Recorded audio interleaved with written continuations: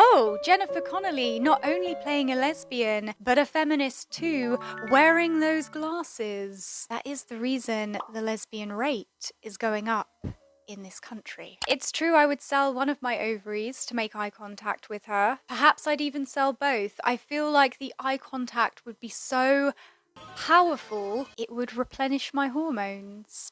Everything will be fine if I just get attention from another woman. That is Lesbian Science 101. Hi guys, welcome to a video, and in today's video I'm just going to be discussing the very interesting lesbian representation in the 1995 film Higher Learning. And this video will contain spoilers, so if you've not seen the film, you have been warned. Just before we begin, I'd like to say a quick thank you to my members for supporting this content and supplying me with coffee, which is much needed, so I don't fall into a deep gaze sleep, never to awaken, leaving this channel as a barren wasteland, which reflects the state of my soul.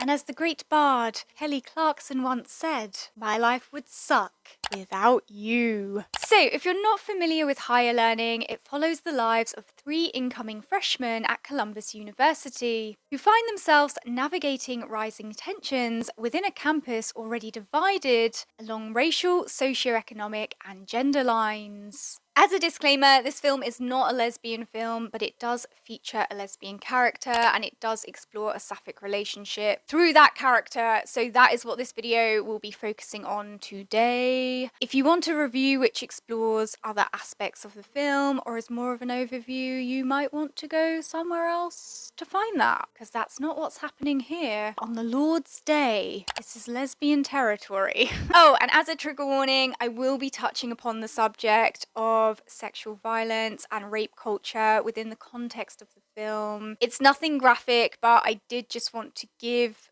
people a heads up, particularly if you haven't seen this film and you're not expecting that to come up in the conversation, because it will. So yes, be aware. All right, let's get into it. So let's start by discussing the lesbian character in Higher Learning, Taryn. Now, other people who have reviewed or deconstructed this film, particularly through a lesbian lens, do view Taryn as a lesbian stereotype because she's passionate about feminism and she organises and recruits for a weekly feminist meetup group. And whilst I acknowledge that there's the classic lesbian feminist associations embedded in her character, I disagree that she's some kind of angry lesbian feminist stereotype, because that's not how she's portrayed in this film at all. Taryn is presented as intelligent, morally conscious, and emotionally stable, which actually defies a lot of the stereotypes that are associated with sapphic characters in cinema. This was a period where lesbianism was very much linked with depravity, man-hating, perversity, emotional instability, or it was hypersexualized for the male gaze, and Taryn is none of those things. I mean, she does wear a thumb ring, but real is real, man. Another interesting thing about the lesbianism in Higher Learning is that Taryn never actually states that she's a lesbian in the film. It's presented as an unspoken understanding between her and Kristen, who is her love interest in the film. And I thought it was so refreshing to see lesbianism portrayed that way on screen, instead of her whole character's personality and dialogue being centered around her sexuality, as is usually the case with lesbian characters in film. And because they took this approach, the sapphic romance unfolds in a similar way to the straight romances, which normalizes it. And for the mid-90s, that was incredibly progressive. We first meet Taryn when she introduces herself to Kristen, who she warns that it's not safe to walk alone on campus at night. And through Taryn, we also learn about the blue light system, which she explains has been implemented to help women in case somebody tries to grab them after dark. So immediately, Taryn is presented as a mouthpiece for women's safety, which defines her character as wanting to protect both herself and other women from predatory men. And before the two of them say goodbye, Taryn invites Kristen to her weekly non-sexist society meetings. So from the very beginning, we can see how Taryn introduces both Kristen and the audience to the issue of rape culture. And throughout the film, their relationship is centered around that issue, which does have problematic connotations because it suggests that lesbianism or relationships between women occur as a result of trauma from men instead of simply just being attracted to the same sex. The fact that Kristen only turns up at the society meetings and gets closer to Taryn after having been raped also reinforces this notion of a relationship built out of trauma. However, despite the problematic implications behind Kristen and Taryn's relationship, being a result of Kristen's trauma, the feminist aspects of this film are actually fairly progressive. There's a scene where Taryn passionately discusses women's safety on campus at one of her meetings. She refers to a survey that shows 1 out of 4 women has been raped or survived an attempted rape since the age of 14, which shockingly mirrors real-life rape statistics not just from the mid-90s, but from today. And when Taryn asks Kristen if she wants to report her rape, Kristen responds with, "It's not going to do anything, and they will make me look like I asked for it." Which again sadly reflects the very real past and current culture of silence around sexual assault and rape. And higher learning really highlights the lack of support and the injustice that many victims experience under this culture of silence and shame. Furthermore, the film's portrayal of rape being something that can happen during sex, even if it begins as consensual, which is questionable in this film since Kristen was targeted for being drunk, is important because a lot of people think of rape as something that happens from initial lack of consent, rather than something that can happen when consent is withdrawn after it was initially given. Even today, people still struggle to comprehend that consent has to be ongoing. It's not just a one-time thing which gives you unlimited access to someone's body. So from that angle, the feminist commentary in higher learning was progressive and intelligent, but it's just a shame that we didn't really get to explore Taryn as a character outside of her being a mouthpiece for that commentary. But feminist commentary aside, the portrayal of Taryn's actual relationship with Kristen on screen is largely positive. The attraction between them is subtle yet potent from the very beginning, and it grows organically, with Taryn following Kristen's lead and allowing her to move at her own pace. In fact, when Kristen wants to take that next step and asks Taryn if she can stay the night with her, Taryn responds with, "Are you sure you're ready for that? And don't do it because you're fascinated.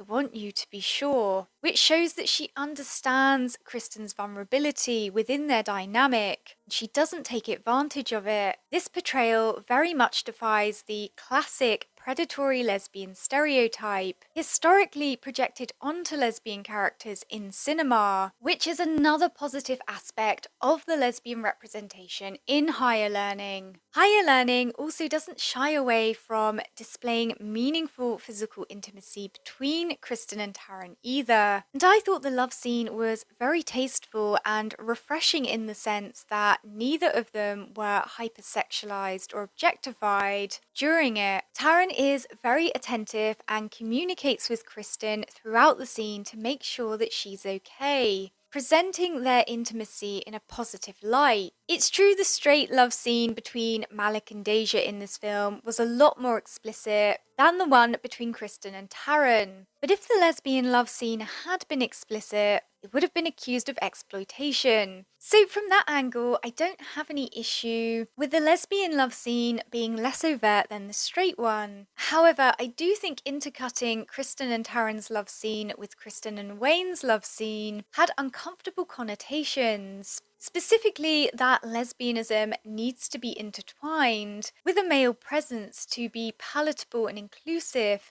to straight audiences. It's giving Tim, Jenny and Marina from season 1 of the L Word energy. By intercutting the love scenes, the film diminishes the importance of Kristen and Taryn's relationship and connects lesbian intimacy with male sexuality, which is problematic since that's something that contributes to the harassment of lesbians in real life. That said, it was 1995, And the concept of obfuscating lesbianism to keep the film as marketable and appealing as possible was a common practice. As for the depiction of homophobia in relation to lesbianism in the film, it's portrayed through Kristen's roommate Monet, who reacts negatively to Taryn, calling her weird and suggesting that her relationship with Kristen is built upon an ulterior sexual motive. This frames Kristen as potential prey within that dynamic, and it's notable she doesn't frame Kristen in the same way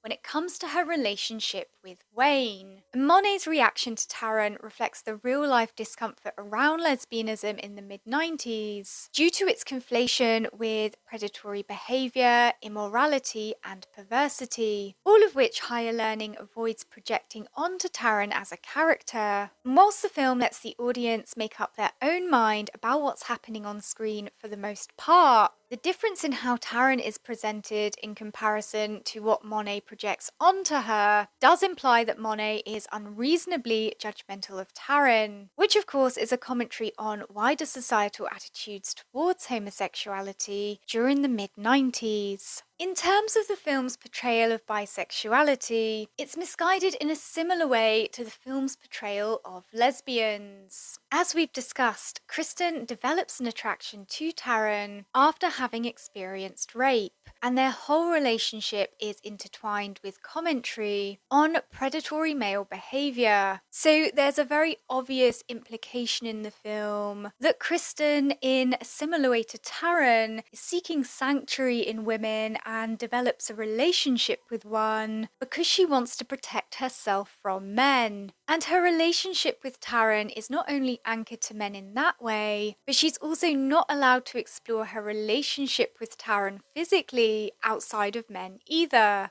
As soon as things get physical between Kristen and Taryn, they also immediately get physical between Kristen and Wayne, which as a result, despite Taryn and Kristen having built up this deep connection, leaves their relationship feeling slightly half-baked and obscured. I think the point of Wayne as a character was to portray the quote-unquote good guy whose approach to women and sex was respectful, in contrast to the quote-unquote bad guy character of Billy, whose approach to women and sex was predatory and opportunistic. But Wayne as a character offered nothing much more beyond that, and ultimately, as a result, his relationship with Kristen felt incredibly forced and surface level. The thing with Higher Learning is it ambitiously tries to explore as many social issues and perspectives within those social issues as possible, which creates conflicting and diluted messaging. And I think the reason why the love triangle between Taryn, Kristen and Wayne was left open-ended is because they knew that committing to one would conflict with what they were trying to portray with the other.